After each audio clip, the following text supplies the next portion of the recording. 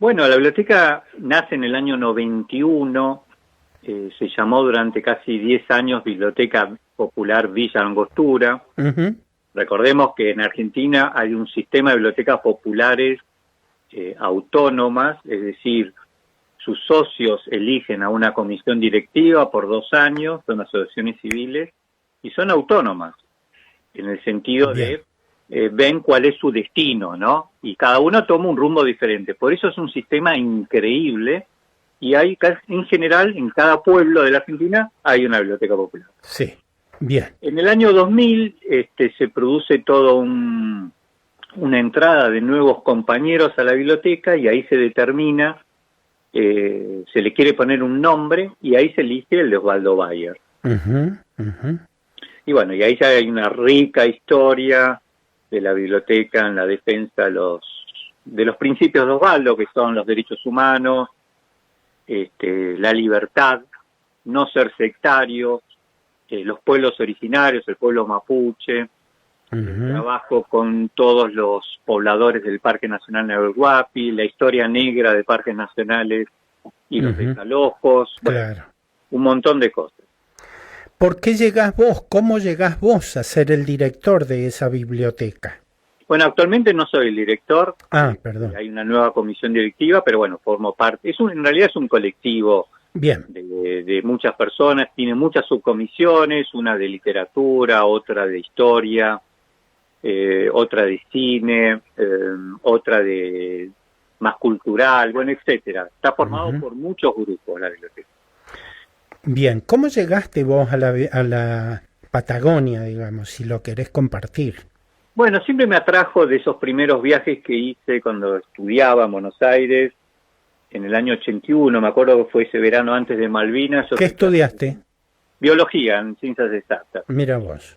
Y soy clase 62, me salvo de Malvinas por estar haciendo la facultad. Ujú, ujú. Y en ese viaje del 81 que fuimos a la zona de Futalafque, Esquel y los lagos del sur, ahí me enamoré de esto. Dije, algún día voy a volver.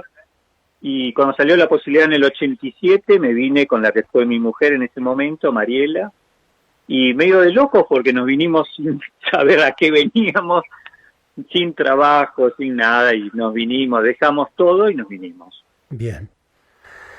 Medio como que venís empujado por una historia además familiar, ¿no? Bueno, sí, tengo la familia, tengo de todo en la familia, y en realidad la familia forma parte del Sí, aprendizaje de la historia de este país. claro. Desde don Américo Ghioldi, mi abuelo, líder socialista, una persona, escritor de innumerables libros, bueno, fue diputado nacional, bueno, toda la Ujú. historia también con el peronismo. Después estaba casado con Delfina Varela Domínguez de Ghioldi. ¿Quién era Delfina? Contalo. Y Delfina, bueno, mi abuela, era una persona bajita, con gran carácter, fue una gran pedagoga, nació en un pueblito del noreste de San Luis, se llama San Pablo, Ujú, que estuve visitando hace unos años que pasé, ujú. y por lo visto era una familia grande, los Varela, de los cuales su hermano, uno de los hermanos mayores, era el teniente coronel Varela, el responsable de los fusilamientos de los 1.500 peones patagónicos. Esta es una historia increíble. Tenés a tu abuela casada con un Ghioldi, que termina siendo socialista. Pero tenés un Varela, era hermano de Delfina, ¿no? Creo sí, era un hermano que tenía 20 años más grande, era Bien. como otra generación, ¿no? Que era Sí, militar, hermano, claro, militar, era irigoyenista, irigoyenista. Claro. sarmientino y después de Irigoyen, ¿Y cómo llega allá a la Patagonia? ¿Lo mandan a un y lo destino? manda a Irigoyen justamente. Claro. Era un hombre de confianza de Irigoyen y lo manda a solucionar el tema de la Patagonia. Lamentablemente lo solucionó de la peor manera. ¿Eso a vos te atraviesa, digamos, en tu historia familiar? ¿Lo contás allí en la Patagonia o no? ¿O es una parte que preferís esconder No, para nada. Para nada. Ujú. No, no es algo que me afecte, o sea, yo no creo que las familias de Videla sean todos culpables. No lo Claro. creo, no lo creo por el aprendizaje de mi familia. Yo no tengo nada que ver con ese teniente coronel Varela, estaría del otro lado. Sos más de Delfina vos. Sí, Delfina, y después, y te sigo contando, después la otra parte de mi familia es Ferrari. Sí.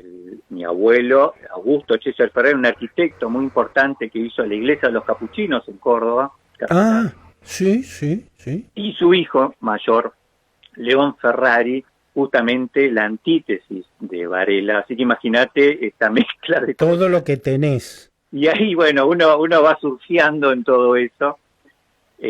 Un poco ahí se explica de por qué me interesó formar parte. Yo nací como en una biblioteca, la casa de Don Américo era una biblioteca en sí mismo, las bibliotecas socialistas que quedaban ahí a una cuadra de casa, las bibliotecas anarquistas de Buenos Aires. Lo conozco Osvaldo, leo, por supuesto, La Patagonia Rebelde, veo la película cuando Ujú. en el 84 se vuelve a dar en el Gran Rex, que era como una cancha de fútbol. Sí. Eso fue una experiencia increíble. Y ahí empiezo a estudiar y a leer la verdadera historia de la Patagonia. Claro. Decime, ¿qué encontraste aquí en el pueblito de San Pablo de tu abuela? ¿Encontraste casa? ¿Alguien que... No, ¿no? muy poco, me queda volver. De hecho, creo que dentro de poco voy a estar por San Luis, y un poco es explorar esa historia de Delfina, que se fue de San Luis y bueno, se enamoró de Américo y se quedó allá.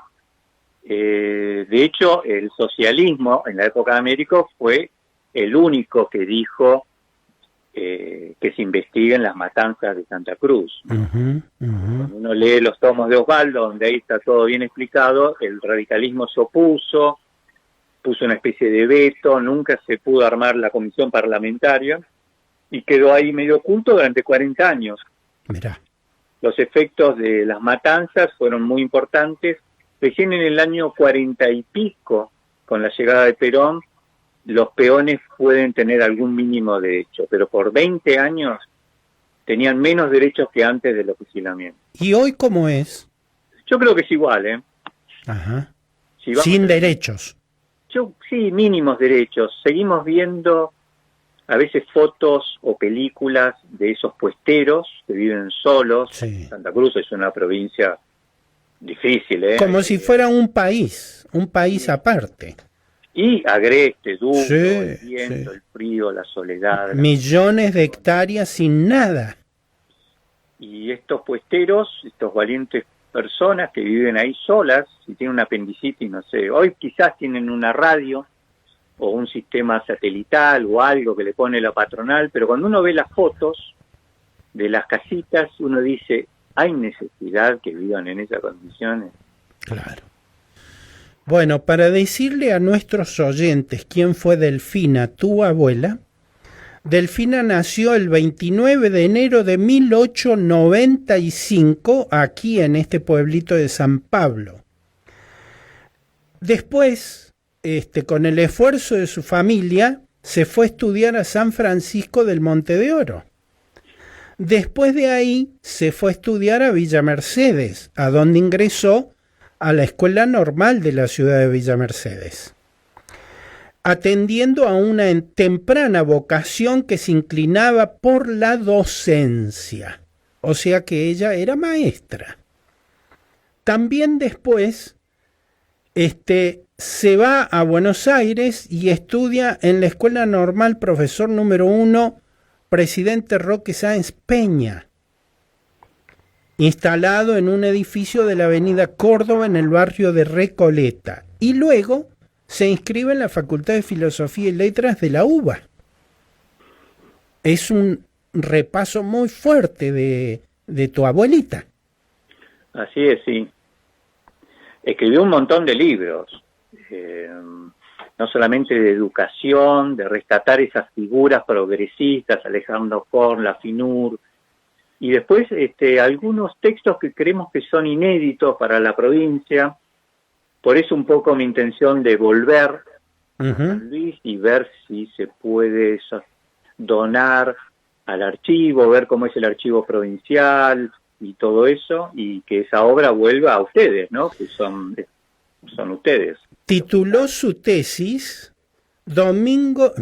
su tesis es Juan Crisóstomo Lafinur, una cátedra de filosofía en 1934, que recibió una alta calificación y comentarios, por supuesto, de excelencia, ¿no? Una de sus tareas, digamos, académicas, por lo cual ella recibe el título de la tesis, ¿no? Así es. Y ella tuvo que ver mucho con la reforma universitaria de 1918. Ahí un poco se explica cómo en una misma familia puede haber dos ideas tan contrarias, porque me imagino a Delfina revoltosa, joven, con 20 años, 25, 23, del lado pidiendo, en ese momento la universidad se debatía el tema de la iglesia también, ¿no? Claro. La independencia de la iglesia y todo eso. Es un periodo que no conocemos mucho, pero fascinante en sí. Y por lo visto ahí la abuela tiene esas ideas socialistas, y ahí es donde lo conoce a Américo, se enamoran y bueno, vivieron toda la vida juntos. Ella escribió para La Vanguardia, que era un medio socialista. Exactamente. Escribió artículos de interés. Américo era el director de